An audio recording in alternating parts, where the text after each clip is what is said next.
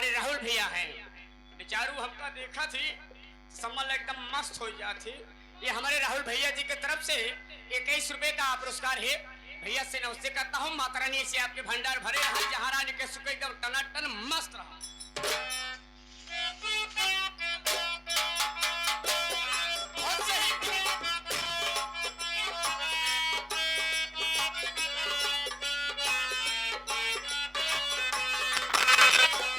लेकिन ये भक्त इस बदले में अपने गुरु घराने का परिचय देता है, लेकिन कैसे देता है?